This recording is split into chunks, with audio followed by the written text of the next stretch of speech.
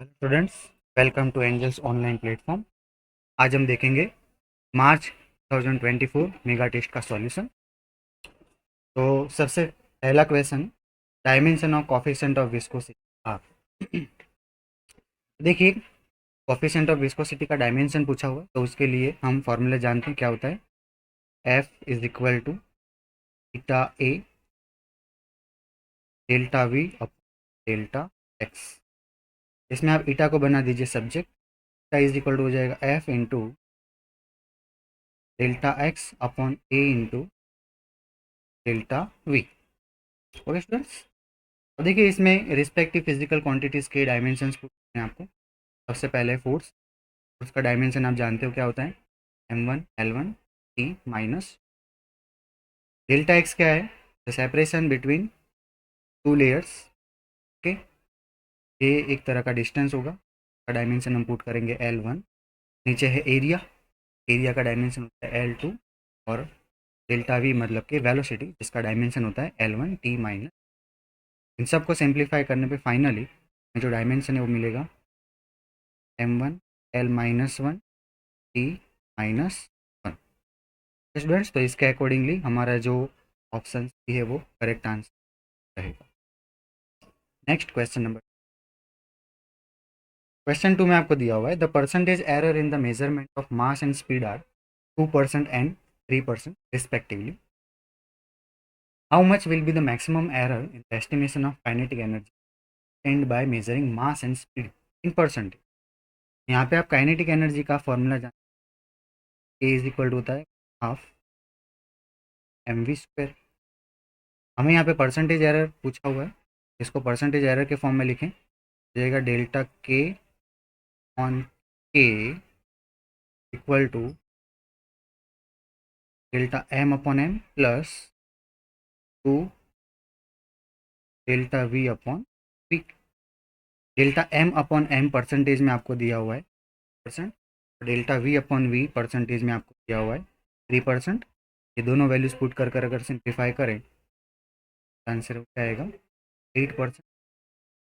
जो ये वो क्या रहेगा हमारा करेक्ट आंसर रहेगा। देखते हैं क्वेश्चन नंबर 3। थर्ड क्वेश्चन में आपको लिखा हुआ है, certain body weights 22.42 and has measured volume of cc. Cc मतलब वॉल्यूम का CGS unit. Possible error in the measure of mass and volume, maximum error in the density. यहाँ पे भी सेम हम डेंसिटी का फॉर्मूला यूज, डेंसिटी का formula होता है del rho is equal volume. यहाँ पे भी आपको परसेंटेज एरर निकालनी है, तो फॉर्मूला बनेगा delta rho by rho equal to delta M by M plus delta P by P.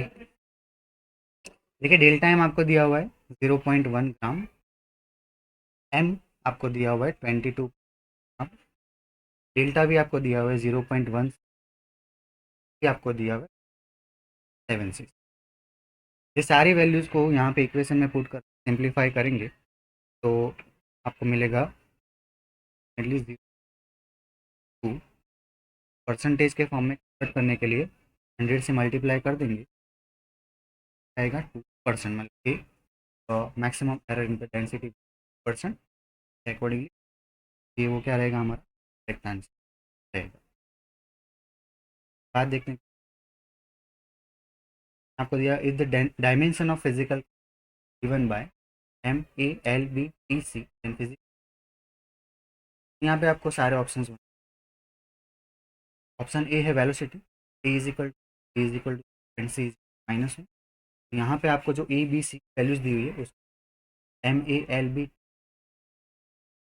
Dimensional formula है, बनेगा m1L0T-, जो कि वेलोसिटी का डायमेंशन नहीं है, इसके अकॉर्डिंगली ये आंसर में नहीं आएगा। इसी तरह ऑप्शन बी और ऑप्शन सी भी आप चेक करोगे, बी करेक्ट नहीं। लास्ट में ऑप्शन डी को वेरीफाई करें। में आपको जो फिजिकल क्वांटिटी दी गई है वो है प्रेशर। प्रेशर का फार्मूला होता है एरिया। फोर्स और एरिया के डायमेंशन पुट कर सिंप्लीफाई करोगे आपको प्रेशर का जो डायमेंशन मिलेगा M1L-,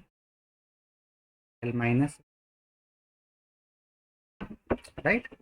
इसको अकॉर्डिंगली देखें तो ऑप्शन डी है वो क्या है हमारा correct, D is correct. Next question number fifth question में देखिए आपको दिया हुआ है if force velocity and time are taken as fundamental units then the dimensions of, इस क्वेश्चन को कैसे सॉल्व किया जाता है आप जानते हो।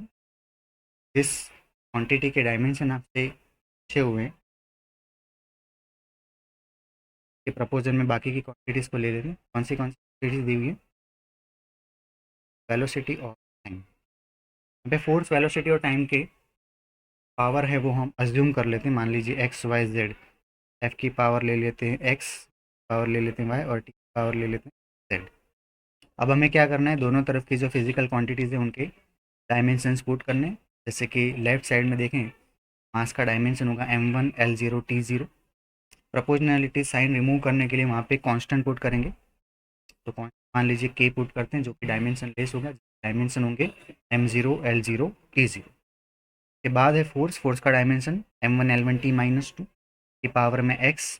के बाद वॉल्यूम, वॉल्यूम का डायमेंशन सॉरी वेलोसिटी, वेलोसिटी का डायमेंशन होगा L1T-1 के पावर में y। लास्ट में टाइम T1 पावर में z। पावर्स को अंदर मल्टीप्लाई कर कर आप देखोगे तो आपको कुछ इस तरह का इक्वेशन दिखाई देगा, M1L0T0 is equal to mx L2 power x plus Y और T2 power -2x -y plus z। दोनों तरफ के m, l और t की पावर को कंपेयर करने पे आपको x की जो वैल्यू है मिलेगी 1, y की वैल्यू आपको मिलेगी -1 और z की वैल्यू आपको मिलेगी +1। अब देखिए f, v और t की हमने जो पावर गैस की थी वो हमें मिल चुकी है। मास के जो डायमेंशन होंगे वो क्या होंगे, F2 पावर 1, V2 पावर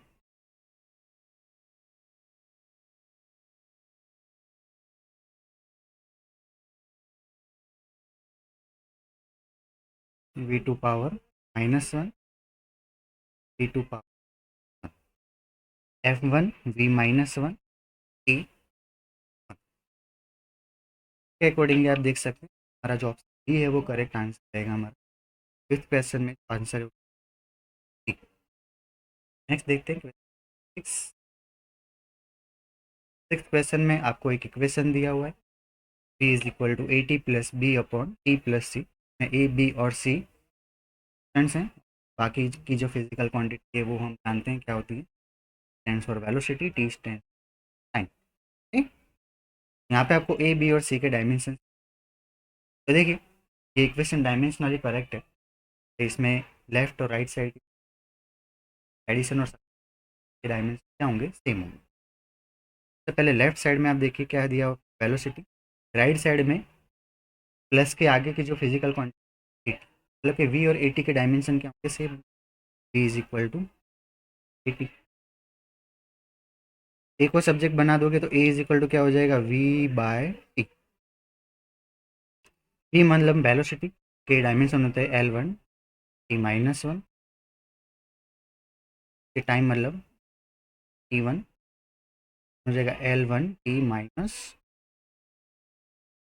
देखिए ऐसा ऑप्शन देखा जाए ऑप्शन वो हमारा आंसर, फिर भी हम बी और सी का कन्फर्म ऐड कर लेते हैं।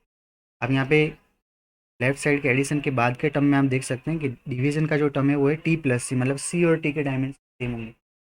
टी का डायमेंशन क्या होता है T1, तो सी का डायमेंशन भी क्या रहेगा, T1 ही रहेगा, मतलब कि सी के डायमेंशन टी। उसके बाद बी का डायमेंशन वेरीफाई करें तो उसको ऐसे लिख सकते हैं कि v is equal to B by T. T और सी सब्ट्रैक्ट एडिशन में तो या तो टी ले लो या तो सी ले लो, दोनों बी को सब्जेक्ट बनाने पे बी इज इक्वल टू आ जाएगा वी टी। और वी टी जो है वो लेंथ का dimension, A is equal to V T, आप जानते हो वी का जो डायमेंशन है वो क्या हो जाएगा एल वन।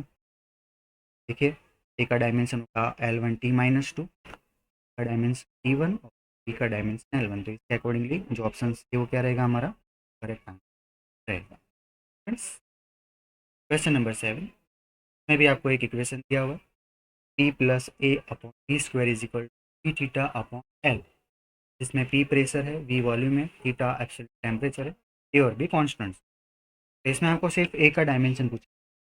तो यहाँ पे भी आप देख सकते हैं कि ये फॉर्मूला भी डायमेंशनली करेक्ट है। तो इसमें हम लेफ्ट साइड के जो दो फिजिकल क्वांटिटीज एडिशन में दी हुई हैं उनको डायरेक्टली कंपेयर कर सकते हैं।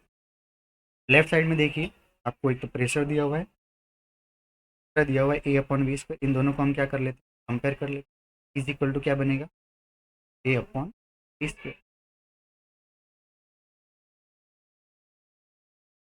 Is equal to a upon, एक को सब्जेक्ट बना दोगे तो ए इज इक्वल टू क्या हो जाएगा पी वी स्क्वायर।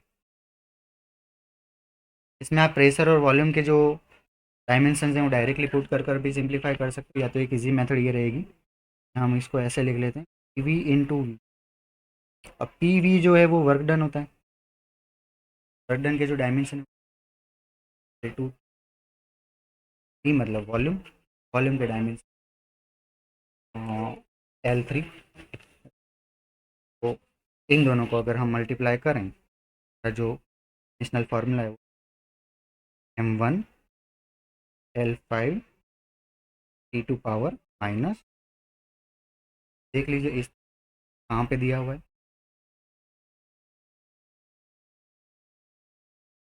ए, M one L five T minus. Seventh का जो आंसर है वो ऑप्शन ए रहेगा।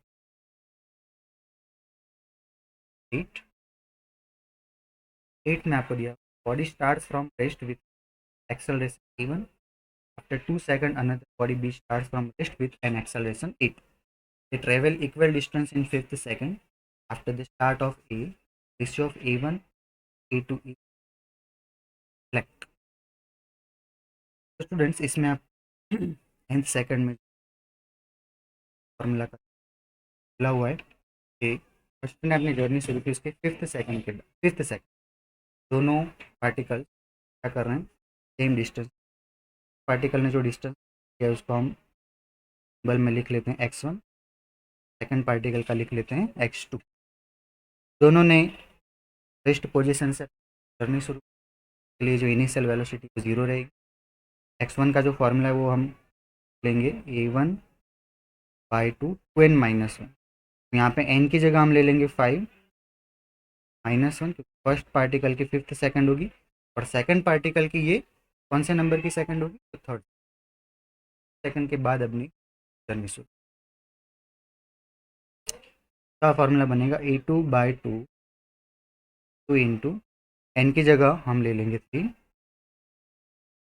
माइनस फर्स्ट पार्टिकल की 5 सेकंड कम होगी तब सेकंड पार्टिकल की थर्ड 3 सेकंड कम, फर्स्ट पार्टिकल के लिए वो फिफ्थ सेकंड होगी और सेकंड पार्टिकल के लिए सिंप्लीफाई करोगे तो फाइनली आपको वो मिलेगा a1/a2 इज इक्वल 5/9। इस तरह का जो आंसर है वो कहाँ पे है ऑप्शन ए में, तो ऑप्शन ए जो है वो करेक्ट आंसर है। क्वेश्चन नंबर 9, यहाँ पे आपको एक्सेलरेशन फॉर्मूला दिया T minus two into T minus, आपको क्या करना है T is equal to 5 second पे पार्टिकल की सेट करना है। एक्सेलरेशन पे वेलोसिटी कैसे सेट करनी होती है, मतलब होता है differentiation of velocity time d, t is equal to 2 into टी-1। डी को आप सब्जेक्ट बना दोगे, देगा 2 इंटू माइनस, दोनों तरफ इंटीग्रेशन कर दो तो वी का इंटीग्रेशन हम कर देंगे वी, टू कांस्टेंट है वो आ जाएगा इंटीग्रेशन का, इंटीग्रेशन में माइनस डी टी, इंटीग्रेशन के लिमिट्स ले लेंगे 0 टू, इंटीग्रेशन करना आप जानते हो, टी का इंटीग्रेशन हो जाएगा बाय बाद करना, फाइनली आपको जो आंसर है देगा इन मीटर पर, राइट। अकॉर्डिंगली ये है वो क्या रहेगा,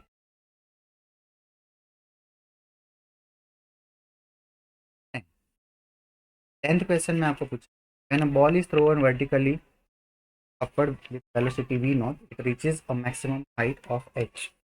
If one wishes to triple the maximum height, then ball should be thrown with velocity. देखिए स्टूडेंट, यहाँ पे मोशन अंडर ग्रेविटी का मैक्सिमम हाइट होती है वो आप जानते हैं, इनिशियल वेलोसिटी के स्क्वायर के प्रपोजनल होती है, राइट।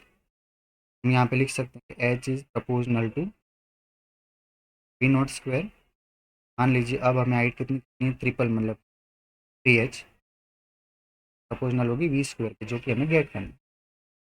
इन दोनों का रेशियो ले लीजिए, h/3h is equal to V naught square V square. Simplify करने पे आपको v की जो वैल्यू है मिलेगी √3v0, तो 3v0 जो कि ऑप्शन ए में दिया हुआ है, correct answer A. 7th question पूछा है, if a ball is thrown vertically upward you distance cover last T second. तो देखिए यहाँ पे हमें उल्टा सोच, हम ऐसा सोच, बॉल ऊपर से नीचे की तरफ, ऊपर से नीचे की तरफ आते वक्त 30 सेकंड में वो कितना डिस्प्लेस होगा, 30 सेकंड में हम जानते हैं, मान लीजिए इतना डिस्प्लेस हुआ 30 सेकंड में, यहाँ पे उसकी इनिशियल वेलोसिटी हो जाएगी 0, एक्सेलरेशन ग्रेविटेशनल एक्सेलरेशन टाइम आपको टी दिया हुआ है, तो x is equal U T half A T square के अकॉर्डिंगली क्या होगा, x is half D T square. Students तरह से भी कंसिडर कर सकते हैं, वर्टिकली करते हैं लास्ट टी सेकंड कितना डिस्प्लेस होगा, half G T square displace होगा। अकॉर्डिंगली हमारा जो आंसर ए है वो क्या रहेगा, number 12, car moves the distance 20 metre, covers the first half of distance, speed 40 kilometre, speed v, this speed is given 8, then has to find, इसका shortcut formula हम जानते हैं, v1 v2 upon v1 plus v2। लिखते हैं उस formula को, v is equal to v2 v1 plus, इसमें respective values put कर देते। एवरेज वेलोसिटी आपको 48 दी हुई है, v1 की वैल्यू है 40, v2 आपको गेट करना है। ओके, सिंप्लीफाई करने पे v2 की जो आपको वैल्यू है मिलेगी 3 किलोमीटर पर आवर। देखिए ऐसा ऑप्शन का वो है ऑप्शन बी। हमारा जो करेक्ट आंसर क्या रहेगा, बी रहेगा। 13, what is a of mass 1 kg and drop the from 25 metre, ratio of the time taken by them is the, ये भी मोशन अंडर ग्रेविटी का क्वेश्चन है। इसमें टाइम का जो फॉर्मूला है वो बनता है under H by G. Accordingly देखें तो टाइम किसके प्रपोजल है, मतलब T one proportional to H one, दोनों का रेशियो लेकर सिंप्लीफाई करोगे आपको 1 और टी2 का जो रेशियो है बाय 5, इसको फर्दर सिंप्लीफाई करने पे हमारा जो आंसर 0.8, 0.8 देखिए आपको कहाँ पे दिया, ऑप्शन ए में, क्वेश्चन नंबर 13 का करेक्ट आंसर ए। नंबर 14, यहाँ पे आपको एक्स का एक equation 8 plus 12t minus T हुआ है, रिटार्डेशन ऑफ द पार्टिकल। तो देखिए एक्स के इक्वेशन से पहले अपन वेलोसिटी गेट कर लेते, तो एक बार डिफरेंशिएट करने पे आपको वी का जो इक्वेशन है वो मिलेगा 12 माइनस टी टी। फर्दर एक बार डिफरेंशिएट करो तो एक्सेलरेशन मिल जाएगा आपको माइनस। ओके, तो आपको पूछा है कि वेलोसिटी 0 हो जाएगी तब रिटार्डेशन क्या, वेलोसिटी के इक्वेशन में v is equal to 0 put करोगे आप, आपको टाइम की एक वैल्यू मिलेगी जो कि मिलेगी t is equal to second. 2 second को आप एक्सेलरेशन के इक्वेशन, एक्सेलरेशन आपको कितना, ये रिटार्डेशन है 12 जो करेक्ट 12 जो कि डी में दिया। नेक्स्ट क्वेश्चन नंबर 3 दिया हुआ है, ball is projected with kinetic energy at an angle 55 horizontal, highest point during its flight kinetic. तो देखिए हाईएस्ट पॉइंट पे जो वेलोसिटी होती है वो क्या होती है, कॉस थीटा, क्योंकि यहाँ पे कोई वर्टिकल वेलोसिटी नहीं होती, सिर्फ और सिर्फ हॉरिजॉन्टल एग्जिस्ट करती है। तो कॉस थीटा में थीटा आपको दिया है 45, कॉस 45 की वैल्यू थी 1/रूट, ये हो जाएगा u बाय काइनेटिक एनर्जी। अगर हम गेट करें काइनेटिक एनर्जी को, formula half M V square, half M V की जगह आप u बाय रूट 2 का स्क्वायर करोगे तो क्या हो जाएगा, स्क्वायर डिवाइड बाय, मतलब कि ये जो एनर्जी आपको मिल रही है वो इनिशियल वेलोसिटी से क्या है, हाफ है। हाफ एम वी स्क्वायर की जगह आप ई ले लो, हाफ एम यू स्क्वायर की जगह, ये क्या हो जाएगा बाई 2, मतलब कि मैक्सिमम हाइट पे जो काइनेटिक एनर्जी है वो डिक्रीज हो जाएगी, हाफ हो जाएगी। अकॉर्डिंगली ऑप्शन बी है वो क्या रहेगा, number 60। Bodies are projected with the same velocity. One is projected at angle 30, the right angle. Then you are asked to find the ratio of heights. तो students maximum height जो है किस पे dependent होती है, साइन स्क्वायर थीटा पे। Accordingly हम लिख सकते हैं कि h1 is proportional to sine square theta 1, h2 is, अब दोनों का रेशियो ले लेंगे, h1 by h2 is equal to sine square theta 1 की जगह हमें लेना है 30 डिग्री, साइन स्क्वायर थीटा 2 को जगह हमें लेना है 60 डिग्री। साइन 30 और साइन 60 की वैल्यूज जानते हो आप, करके सिंप्लीफाई करोगे ये आपका जो आंसर है वो क्या आएगा, करेक्ट ऑप्शन क्या रहेगा, ऑप्शन बी 3।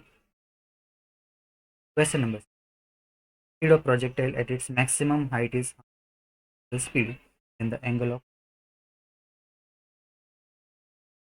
हमने देखा था कि मैक्सिमम हाइट पे जो कॉस थीटा, तो वेलोसिटी बोला है कि इनिशियल से हाफ है, मतलब कि v की जगह हम क्या ले लेंगे, u by 2 equal to U cos theta, तरफ से u को आउट कर दीजिए, cos theta is equal to आएगा 1/2, थीटा इज इक्वल टू 60 लेने पे कॉस की थीटा इज इक्वल टू क्या मिलेगा हमें 60 डिग्री। अकॉर्डिंगली ऑप्शन ए जो है वो करेक्ट है। देखते हैं क्वेश्चन में आपको दिया, if r and h represent horizontal pitch and range and maximum height by project n, which of the relation exist। तो स्टूडेंट्स यहाँ पे आप r और h के फॉर्मूला जान, r का formula U square sine by G, h का formula होता है U square sine square theta by, ये दोनों का हमें क्या करना है, रेशियो लेना है। देखो रेशियो लेंगे, h by R equal to क्या हो जाएगा, स्क्वायर थीटा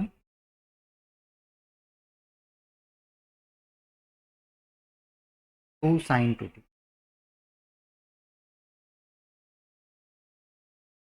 साइन 2 थीटा का फॉर्मूला हुआ स्क्वायर थीटा 2 साइन 2 थीटा का फॉर्मूला आता है साइन थीटा कॉस थीटा, लिख लेते हैं कॉस थीटा, साइन थीटा वाला जो टर्म है वो कैंसिल आउट, तो क्या बचेगा ऊपर साइन थीटा नीचे 4 कॉस थीटा, सिंप्लीफाई करने पे हो जाएगा 1/4 कॉट थीटा, ये हमें एच बाय आर मिल रहा है। और इसको इन्वर्स करें तो आर बाय एच हो जाएगा 4 कॉट थीटा। देखिए वो हमें ऑप्शन में दिया हुआ है, हम कौन से ऑप्शन में दिया हुआ है, तो ऑप्शन बी में R by H is equal to 4 cot theta. Correct answer रहेगा ऑप्शन बी।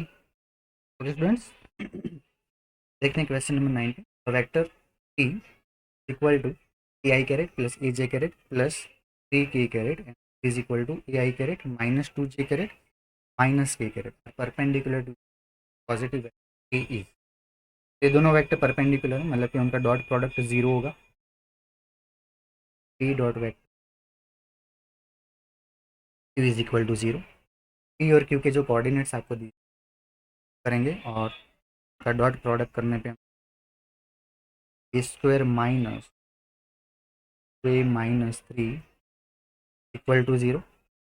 इस इक्वेशन को सॉल्व करने पे हमें ए की दो वैल्यूज मिलेंगी, a is equal to +3, a is equal to -1। But यहाँ पे हमें ए की पॉजिटिव वैल्यू क्या है वो पूछा गया है। ए की पॉजिटिव वैल्यू क्या है 3, जो आंसर रहेगा ऑप्शन ए। Question number 20। 28 में देखिए आपको क्या बोला, दो वेक्टर दिए हैं A and B, they are at angle theta if mod of vector A cross vector B is equal to √3 times vector A dot vector B, then the value of theta. देखिए simply यहाँ पे आपको ए cross B का जो magnitude होता है उसका equation, ए dot B का इक्वेशन पुट करना है। ए क्रॉस बी का मैग्नीट्यूड क्या होता है, ए बी साइन थीटा,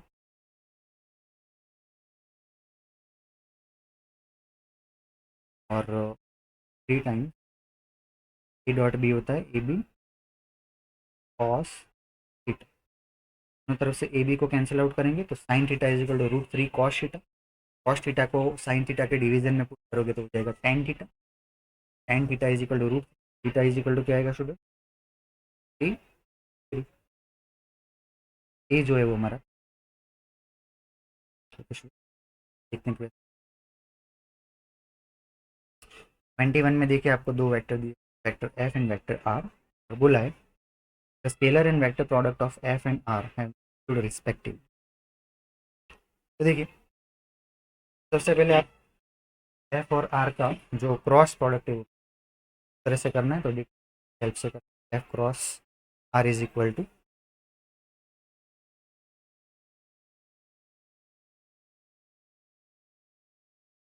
इनमें क्या करना होता है, फर्स्ट कॉलम होती है हमारी आई कैरेट कैरेट, सेकंड कॉलम मतलब एफ के कोऑर्डिनेट्स 1 - 1, और थर्ड में हम क्या करेंगे, आर के कोऑर्डिनेट्स ए माइनस। कैसे सिंप्लीफाई करना है ये आप जानते हैं।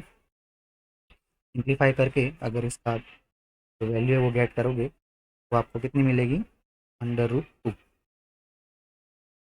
के बाद F dot are, F dot are में आपको आई जे और के जो मल्टीप्लायर है उनको मल्टीप्लाई करके एडिशन करना है, पिज़्ज़ा हो जाएगा से बाद 2 पिज़्ज़ा हो जाएगा, 2 1 ज़ा 2 -2 -1 भी क्या हो जाएगा 6 + 2 + 2 आएगा 10। करेक्ट ऑप्शन है क्या हुआ, 10 √2 10 और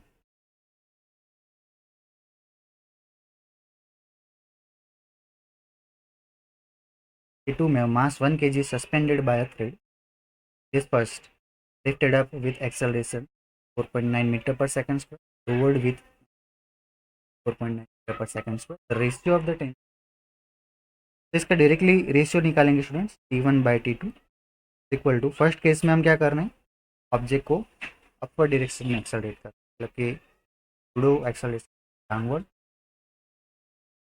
डायरेक्शन में होगा, ए प्लस जी। सेकंड केस में हो जाएगा वो ए माइनस जी। ये आपको लेना है 4.9।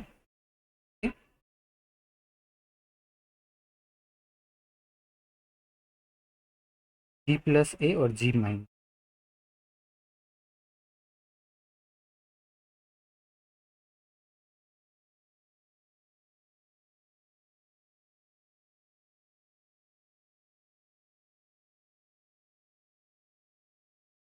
+A अपॉन ए। ए की वैल्यू 9.8 और ए की वैल्यू 4.9 पुट कर सिंप्लीफाई करोगे, करेक्ट आंसर आएगा 3। ए जो है वो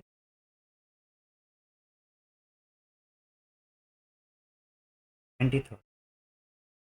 5000 kg rocket is set for vertical firing. Exhaust speed is 800 meter per second. To give initial upward acceleration 20 meter per second, amount of gas ejected per second. Apply the needed thrust will be blank kg पर।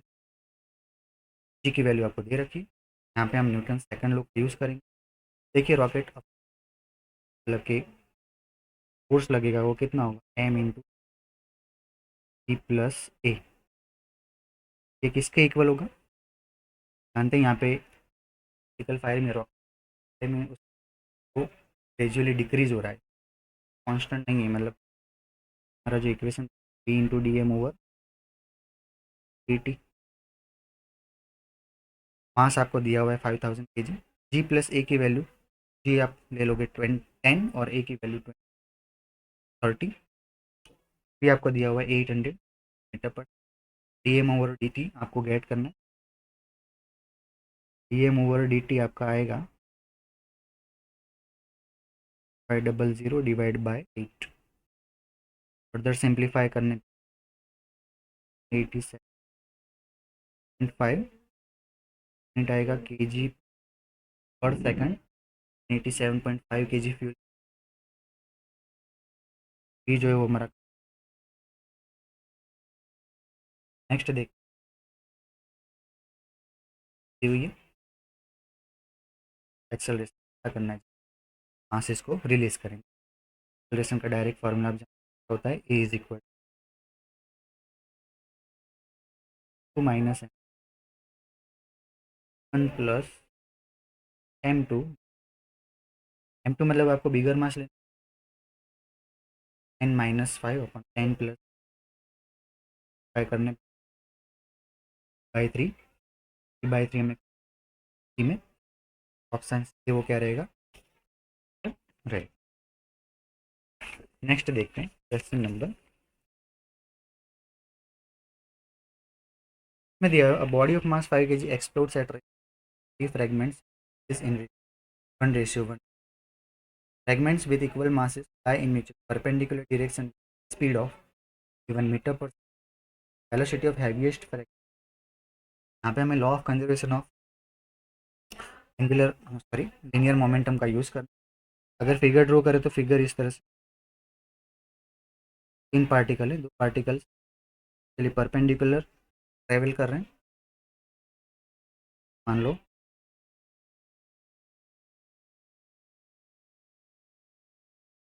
ये कौन सा मास होगा, 3m।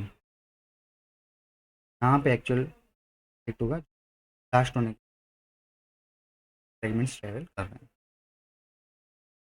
अब देखें यहाँ पे जो म्यूचुअली परपेंडिकुलर डायरेक्शन में जो भी ऑब्जेक्ट्स गए उनकी वेलोसिटी।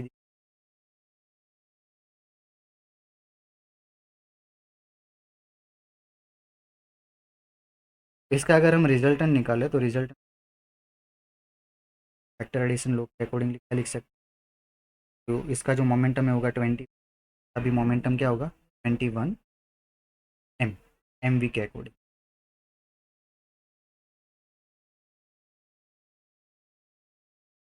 या तो आप मासेस 1 1 और 3 ले लीजिए, इनको यहाँ रिमूव कर दीजिए, नहीं रखोगे तो अभी चलेगा।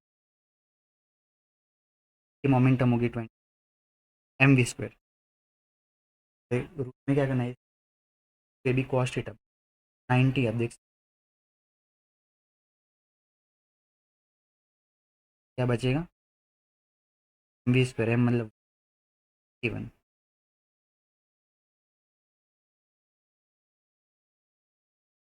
1 2 × 10 21 का 2 का रूट हम एज इट इज़ रखेंगे, 21 का रूट और तो रिजल्टेंट मोमेंटम क्या आएगी इस पार्टिकल की बात करें तो मान लीजिए इसकी वेलोसिटी वी, मोमेंटम क्या होगा, क्या होगी 3 × वी, क्या कर रहे हैं 1 kg। अब देखिए law of conservation of angular और लीनियर मोमेंटम के अकॉर्डिंगली दोनों तरफ के जो मोमेंटम है क्या होंगे, सेम होंगे मैग्नीट्यूड वाइज। तो 3v को आप √2 × 21 से कंपेयर कर दो, 7 3 होता है। इस पार्टिकल उसकी वेलोसिटी में क्या पर सेकंड, 7 √2 में ही जो है वो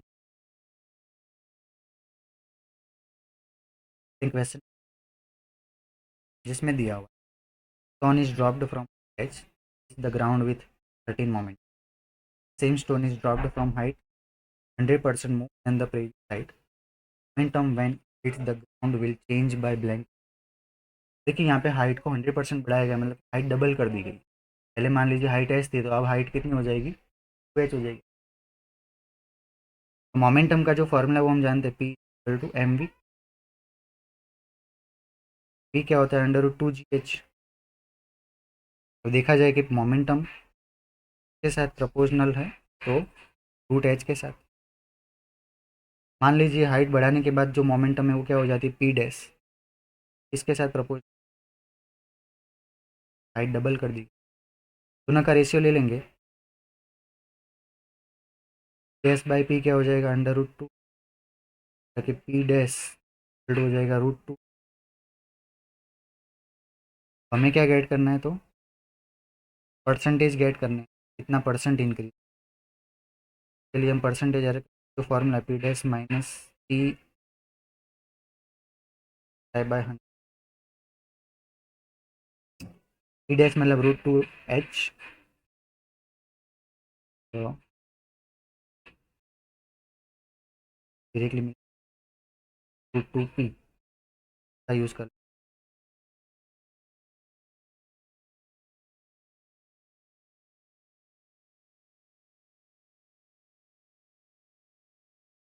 √2 की वैल्यू होती है 1.4 एसपी, मतलब 0.4 करके 0.41 ट्राई करोगे तो फाइनली हमारा, ताकि अगर हाइट को डबल कर दी जाए, इंक्रीज कर दी जाए, मोमेंटम कितनी इंक्रीज हो जाएगी, 41% इंक्रीज। फ्रेंड्स तो हमारा जो करेक्ट आंसर है वो रहेगा ऑप्शन बी रहेगा। ठीक, बात देखने 27 में आपको एक फिगर दी हुई है, बोला हुआ है rigid ball of mass m strikes a rigid ball at 60 degree and gets reflected without loss of spin figure, value of impulse imparted by। देखिए स्टूडेंट्स, जो इम्पल्स है वो किसके इक्वल होता है, डेल्टा पी, मतलब चेंज इन मोमेंट mv का जो है वो नॉर्मल के साथ का, बॉल के साथ नॉर्मल के का जो एंगल है वो आपको ऑलरेडी की जगह 60 डिग्री लेना है। एम वी cos 60 की वैल्यू क्या आएगा, एम वी जो आपको 28, मतलब 150 gram tennis ball coming at speed 40 metre पर second is hit straight back by the bat to a speed of 60 meter. The magnitude of the force F and it is in contact for 5 millisecond then Newton। देखिए यहाँ पे भी इसी तरह का question radius है, सबसे पहले हमें डेल्टा पी गेट करना पड़ेगा। फॉर्मूला था थीटा की वैल्यू 0, क्योंकि बॉल जिस डायरेक्शन में वापस जाए कॉस थीटा का 0 ले लेंगे तो कॉस की जो वैल्यू है क्या, एम वी। एम की वैल्यू 150 ग्राम है, के जी में कन्वर्ट 0.5 kg हो जाएगी मीटर पर सेकेंड। तो अकॉर्डिंगली वैल्यू है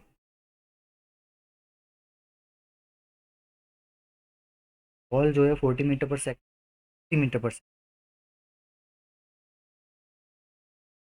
ये फॉर्मूला तब यूज होगा जब स्पीड सेम रहेगी। यहाँ पे फॉर्मूला लगे m1v1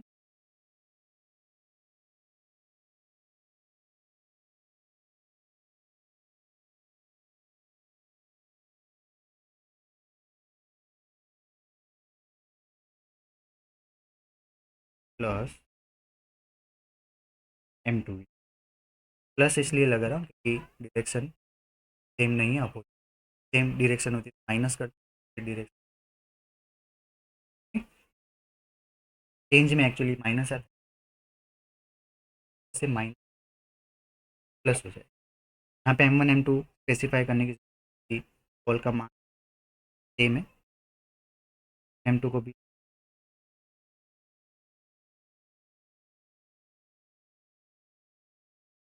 m की वैल्यू 0.15 kg, v1 की वैल्यू 40, की वैल्यू 60 कर स्पेसिफाई करेंगे।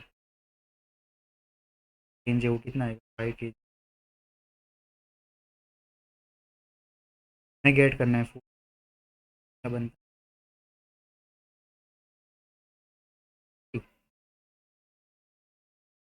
डेल्टा पी हमें मिला है 50, डेल्टा टी आपको दिया 5 मिली सेकेंड, 3 सेकेंड। स्पेसिफाई करने का जो आंसर न्यूटन। ठीक ठीक। देखते हैं क्वेश्चन नंबर 29 में आपको ये पुली की दोनों केसेस में एक्सेलरेशन क्या। फर्स्ट केस में देखें कि एक्सेलरेशन को a1 बोल रहे हो, फॉर्मूला बनता है m2 minus m2 g, m2 minus m1 मतलब कि माइनस m 3m इंटू जी। फर्स्ट केस में जो है, सेकंड केस में आप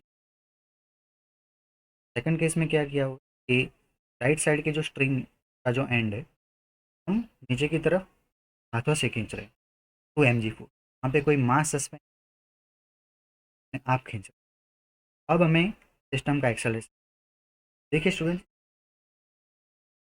चेंज रहेगा। देखिए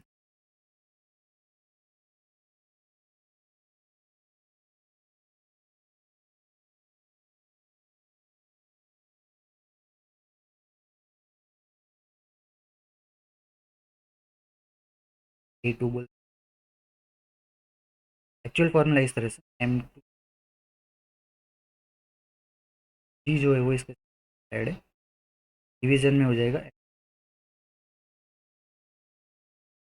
ऊपर का ये जो टर्म है वो फोर्स है, और नीचे का जो टर्म है वो क्या है, मास है। देखिए ऊपर का टर्म mg बन रहा है, नीचे का जो टर्म है वो सिर्फ मास है m1 प्लस। ऊपर के टर्म को हम एज इट इज रखेंगे क्योंकि दोनों तरफ फोर्स तो लग ही रहा है। इस तरफ देखिए तो mg फोर्स लग रहा है, इस तरफ 2mg फोर्स लग रहा है। बट नीचे m1 प्लस m2, m1 मतलब हम लेफ्ट साइड का मास कंसिडर करते हैं, m2 मतलब राइट साइड का मास। बट राइट साइड में कोई मास है नहीं, तो राइट साइड में हम मास की वैल्यू क्या ले लेंगे, 0 ले लेंगे। m2 वाले टर्म को क्या रिमूव कर, तो देखिए हमारा जो इक्वेशन है वो क्या बन रहा है, m2 minus m1 into G upon m1 only, not plus m2 mass. पर हम m1 को इसलिए कंसिडर कर रहे हैं क्योंकि वहाँ पे हम फोर्स लगा रहे हैं, इसको ऐसे लिख सकते हैं m2g माइनस जी अपॉन m, फोर्स से नीचे मास। चलिए m2g मतलब 2mg हो जाएगा, 1g मतलब क्या हो जाएगा mg अपॉन m1 मतलब क्या ले लेंगे हम m, 2mg माइनस mg मतलब mg अपॉन m। तो क्या रहेगा हमारा, फर्स्ट केस में एक्सेलरेशन g/3 होगा, सेकंड केस में एक्सेलरेशन g होगा। अगली ये वो क्या रहेगा हमारा रहेगा। देखते हैं question number 30। Distance covered by body of mass 5 gram 5g, having linear momentum 0.3 kg meter per second in 5 second is blank meter। तो सबसे पहले देखिए मोमेंटम गेट करते हैं। p is equal to formula M आपको दिया हुआ है 5 ग्राम, जिसको केजी में कन्वर्ट करना 0.005 kg हो जाए। वेलोसिटी नहीं दी हुई as it is p। Momentum दी हुई है 0 पॉइंट, सब्जेक्ट बना दीजिए।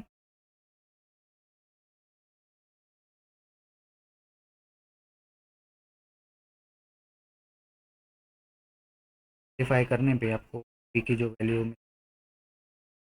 सेकेंड, तो हमें डिस्टेंस कवर जो है वो गेट करना है। तो फॉर्मूला है वेलोसिटी का v is equal to D by T. तो डी गेट करना है तो D is equal to into T.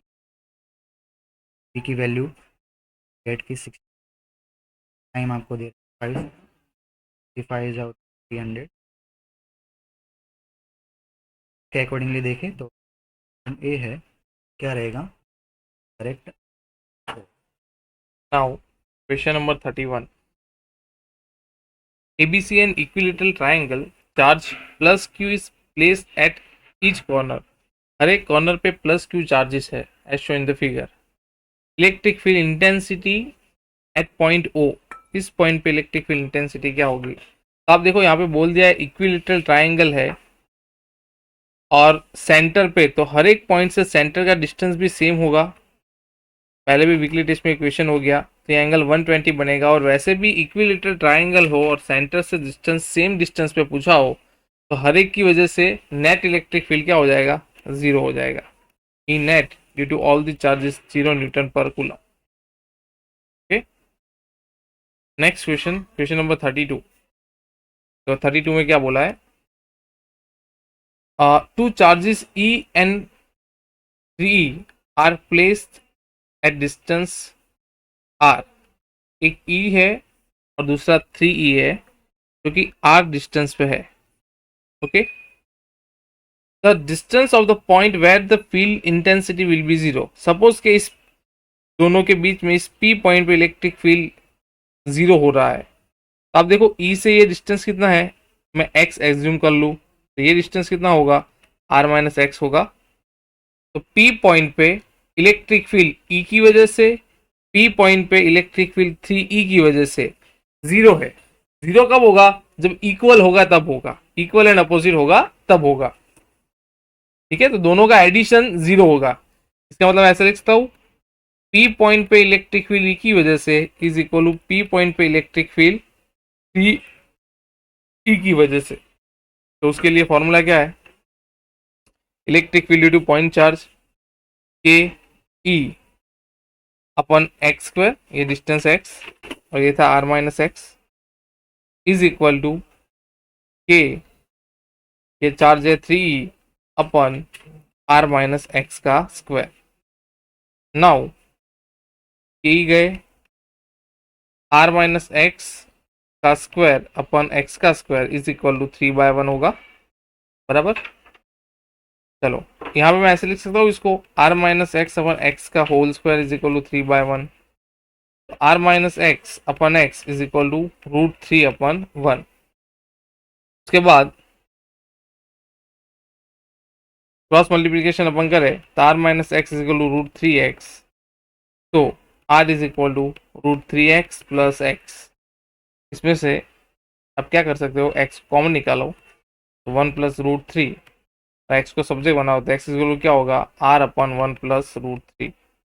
तो x डिस्टेंस कहाँ से है, e से। तो आपको ऑप्शन देखो उसमें से क्या बोल रहा है, e से r upon 1 plus √3 distance from E charge, electric field भी क्या हो जाएगा, जीरो हो जाएगा। क्लियर, तो r/1 प्लस √3, बी ऑप्शन आपका राइट आंसर है। Next question number 33। देखो क्वेश्चन नंबर 33 में क्या बोला है, electric field rectangular surface of sides 10 centimetre and 15 centimetre is placed inside a equiniform electric field 25 volt per meter such that surface makes an angle 30 with direction of electric field. देखो यहाँ पे क्या बोला है, surface makes an angle 30 with the direction of electric field. तो यहाँ पे एक अपन गाउसियन सरफेस ध्यान में ले,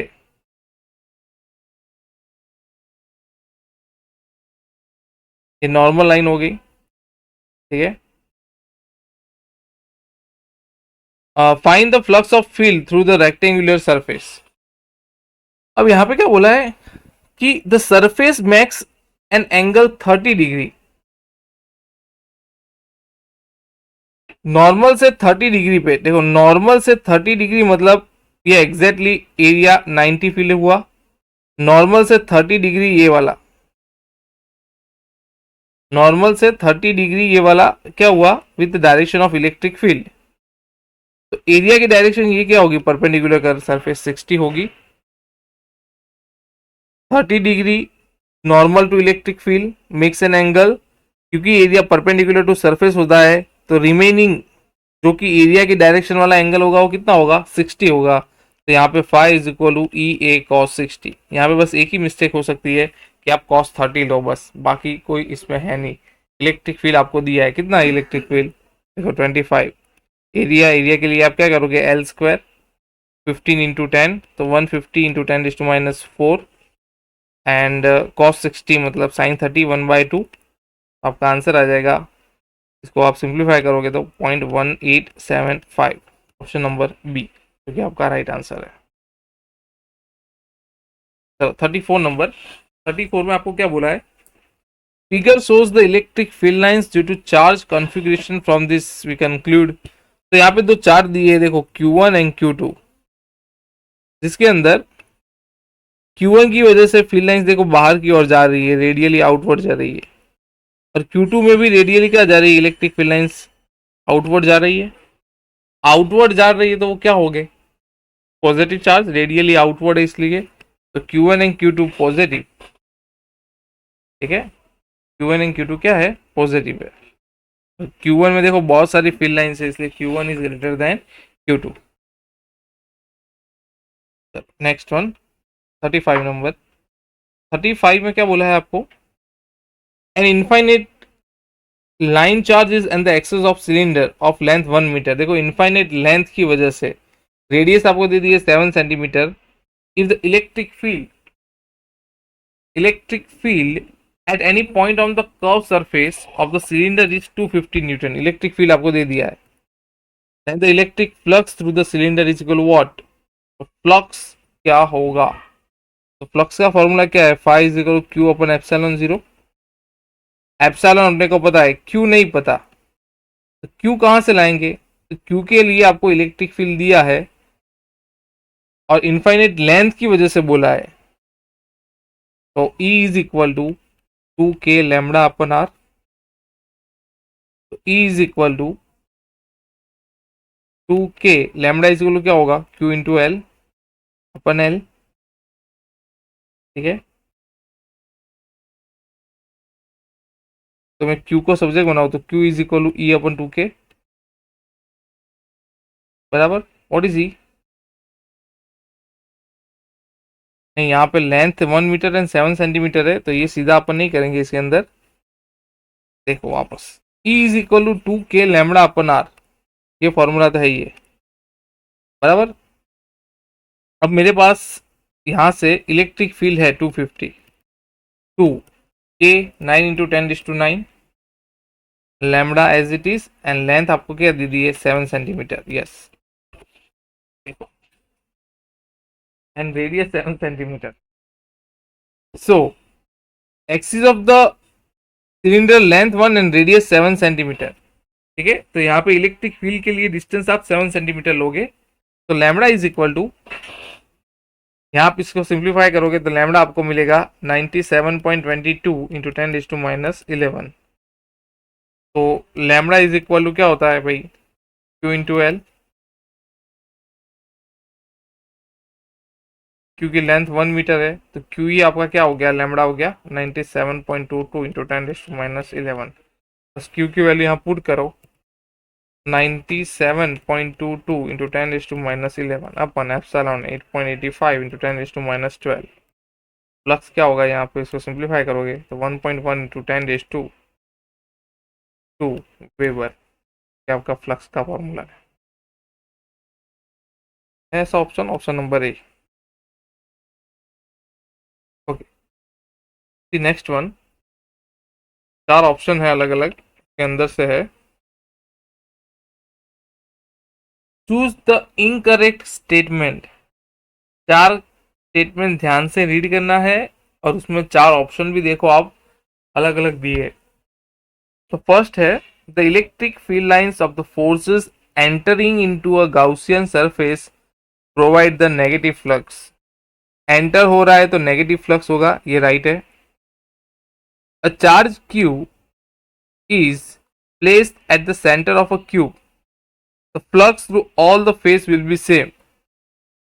सेंटर में रखा हुआ है तो हर एक फेस की वजह से सेम ही रहेगा, क्यू बाय एप्सिलॉन 0 अगर बात करें तो। Third, in a uniform electric field, net flux through a closed Gaussian surface containing no net charge is zero। Third में क्या बोला देखो वापस, when electric field, sorry, in uniform electric field, net flux through a closed Gaussian surface containing no net charge is zero। अगर कोई charge ना ही हो तो ही जीरो है ऐसा जरूरी है? देखो एक ऐसा एक्सरसाइज में भी सम था, अगर सेम अमाउंट के दो चार्ज रखे हो तो भी जीरो हो सकता है flux, sigma Q by epsilon 0, जरूरी नहीं ऐसा ही हो। And D, when the electric field is parallel to Gaussian surface it provide a finite non zero flux. हाँ, पैरेलल रखा है, इलेक्ट्रिक फील्ड के पैरेलल फ्लक्स रखा है तो एरिया भी सेम डायरेक्शन में होगा। Electric field is parallel to Gaussian surface, electric field ऐसा है और गाउसियन सरफेस ऐसा है, तो ये दोनों एंगल 90 बनेंगे, मतलब ये वाला राइट है, नॉन जीरो होगा। सिर्फ सी वाला ही रॉन्ग है, तो यहाँ पे ऑप्शन क्या होगा, सी यार। यहाँ पे एक स्टेटमेंट में कहीं ना कहीं, तो इसको वापस देखते हैं, पहले दो तो बराबर है, सी एंड डी की डिस्कशन करते हैं वापस। सी वाला देखो, इन अ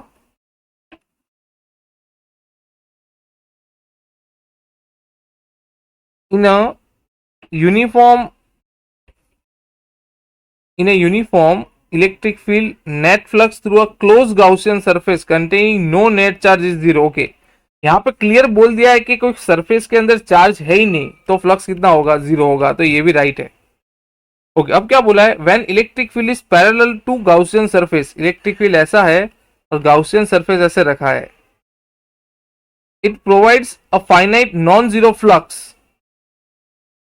यहाँ पे पैरेलल समझने में थोड़ा देखो क्या बोला है, यहाँ पे लास्ट वाली लाइन समझो, when the field is parallel to Gaussian surface, तो ये बॉटम पे ऐसे हुआ पैरेलल, ऐसे गाउसियन सरफेस रखा है, इलेक्ट्रिक फील्ड ऐसे है, गाउसियन सरफेस ऐसे है, तो इसकी एरिया की डायरेक्शन ये होगी, तो एंगल क्या होगा, 90 होगा, तो फ्लक्स जीरो होगा, नॉन जीरो नहीं होगा, जीरो होगा, तो डी वाला रॉन्ग है। तो यहाँ पे आपको क्या पूछा है, विच इज द इनकरेक्ट, तो आंसर डी, डी ओनली, जो कि ऑप्शन नंबर सी है।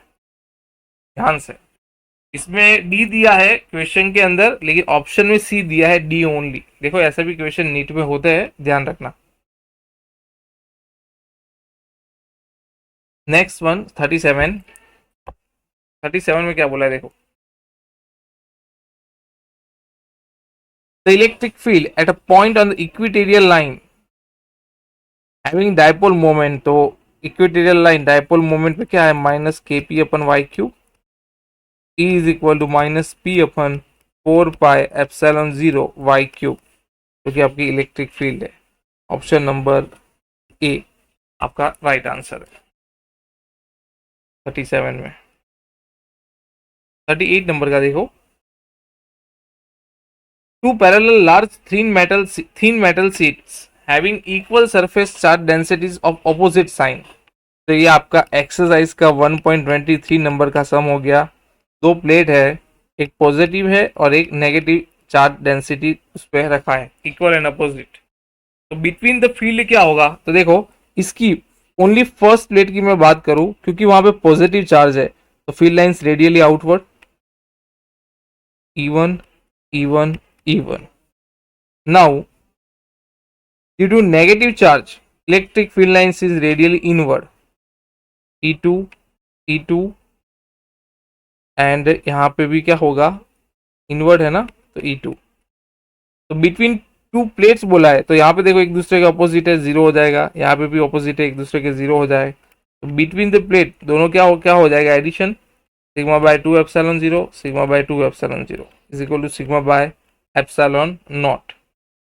सिग्मा आपको दे दिया है कितना, 26.4 to 10⁻⁻12 coulomb per metre square, and epsilon 0 आपको पता है 8.85 10⁻⁻12। तो इसको आप रेशियो लगे तो अप्रॉक्स क्या आएगा, 3 Newton per coulomb. Minus power तो कट हो जाएगी, दोनों सेम है इसलिए। Next one, three charges Q and 4Q are placed,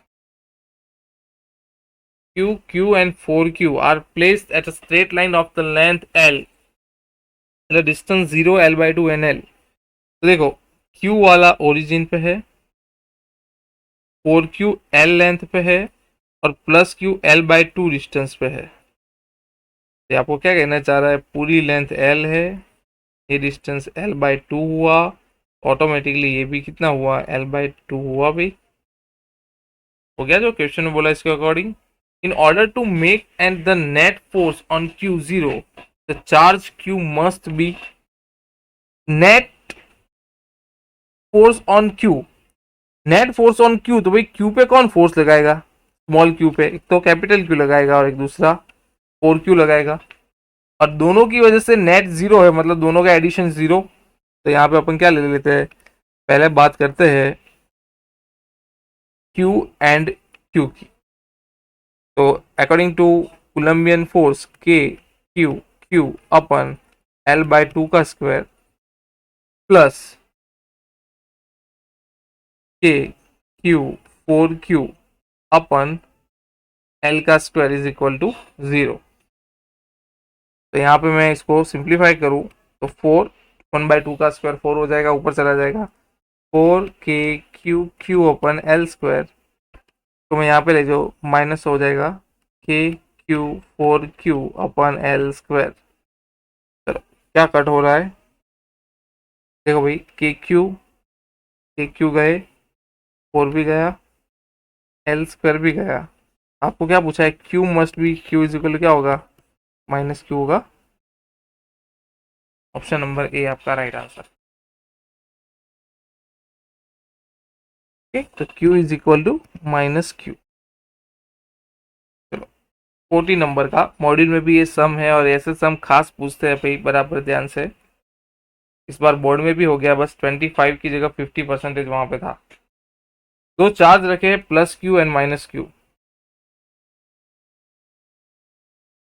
+Q and -Q are placed at a certain distance apart, force between them is F। इन दोनों के बीच में फोर्स कितना लगेगा, F is equal to KQ upon R square, equation number 1, बराबर। If 25% of the charge is transfer from E to B, 25% transfer हो जाता है भाई A से B के। तो देखो अभी A पे +Q है और B पे कितना है, -Q है। 25% यहाँ से गए तो कितना गया, Q/4 गया, और कहाँ जा रहे हैं, B पे, तो Q/4 यहाँ पे ऐड कर दूं तो अब कितना चार्ज होगा, यहाँ पे 3Q/4 और यहाँ पे -3Q/4, एक दूसरे से R डिस्टेंस पे है, तो अभी फोर्स कितना लगेगा, F is equal to K 3Q/4 -3Q/4 upon R square is equal to कितना लगेगा, ये 3 3 9 K क्यू स्क्वायर अपन 4 × 4 16 r²। K Q square upon R square तो क्या है, देखो ये इक्वेशन एफ है, तो क्या आएगा 9f/60। तो क्या आपका आंसर है option number B. Now see next one. Four closed surface corresponding to the large distribution of flux, electric flux through the surface B। आप यहाँ पे देखो, हर एक गाउसियन सरफेस पे देखो इसके ऊपर कितना फ्लक्स होगा। तो फाई 1 इज इक्वल टू, क्योंकि गाउसियन सरफेस वाला ही लेना है, 2q/ε0। गाउसियन सरफेस में यहाँ पे देखो एक प्लस एक माइनस गया तो बचा क्या, phi 2 is equal to 2q/ε0। यहाँ पे भी देखो दो ही चार्ज है, तो 5q is equal to 2q/ε0। और यहाँ पे 4 × 2 6 -6 8 -6 तो कितना होगा 2q/ε0। आप चारों के चार फ्लक्स देखो सेम आ रहा है, phi 1 is equal to phi 2 is equal to phi 3 is equal to phi 4। Option number C आपका राइट आंसर है। Now see 42 number. 40 नंबर में क्या बोला है, plus Q and minus Q charge अभी देखा वैसा ही समय are separated by small distance.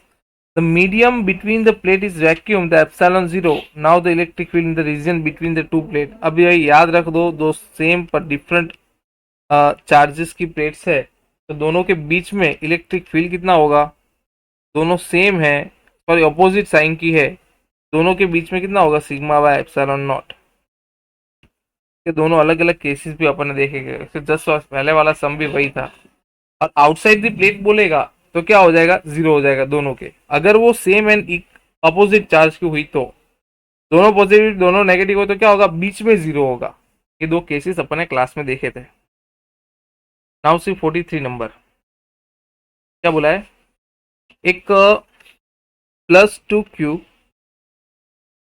And 6 +2 coulomb and 6 coulomb, two charges repelling each other with the force of 12 Newton। F is equal to K 2 6/r² होगा। तो इन दोनों के बीच में फोर्स लगेगा 12K/r² force. Okay, the value of the force will be what, तो F is equal to this. Okay, question number 1 मैं बोल दूं। अब क्या बोला है, -2 coulomb of the charge add करो if each car charge is given. तो पहले +2q 2 कूलम एंड +6 कूलम था, अब इसमें आप -2 कूलम ऐड करो, ये कितना हो जाएगा 0, और ये कितना होगा 4 कूलम। इन दोनों के बीच में फोर्स कितना लगेगा, K 0 4/r²। इसका आंसर क्या होगा, 0 होगा। क्यों, क्योंकि डी ऑप्शन है और चार्ज 0 हो जाता है इसलिए। Next one,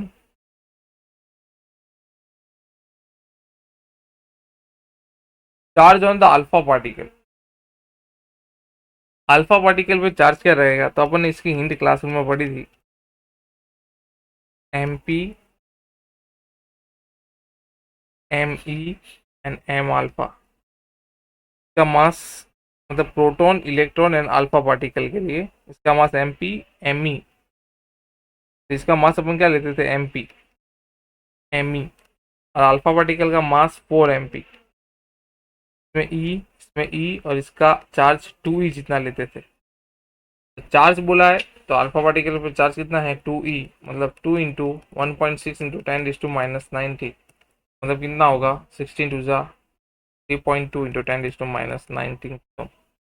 option number C आपका राइट आंसर है। Next one 45 number. Expression of the field is given this, the electric flux through the cube of side 20 centimetre when place in the electric field.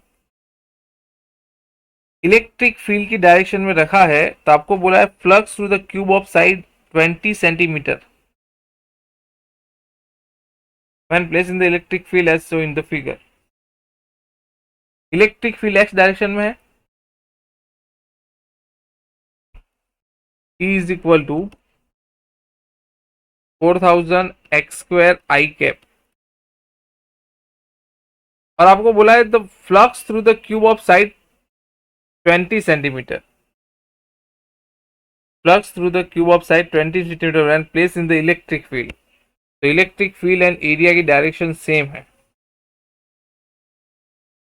phi is equal to EA cos theta, E is equal to 4000 x square, area L square cos 0। चलो 4000 into x square मतलब side कितनी दी है 20 centimetre बोला है, तो उसका square तो 400 into 10⁻⁴ into ए बराबर एल स्क्वायर, वो भी 400 इंटू 10⁻⁴। इसको सिंप्लीफाई करूँ तो मैं क्या होगा 4 into 4 16, 16 into 4 64 into 3 to 5 6 7 10⁻7 into 10⁻⁴ into 10⁻⁴, बराबर ये कितना होगा 7 and -4 मतलब 3, 3 इंटू 10⁻⁻⁴ मतलब 64 इंटू 10⁻⁻1। मैं इसको 10 से डिवाइड करो 10 से मल्टीप्लाई करो तो 64 इंटू 10⁻⁻2 होगा 64। इलेक्ट्रिक फील्ड का यूनिट है वॉल इंटू मीटर, तो वॉल इंटू 10⁻⁻2 में सकता हूँ सेंटीमीटर। तो फ्लक्स का आप लोग आंसर मिल गया 640 वोल्ट इंटू सेंटीमीटर, आपका ये आंसर है। Okay that's it. जय श्री कृष्ण टू ऑल।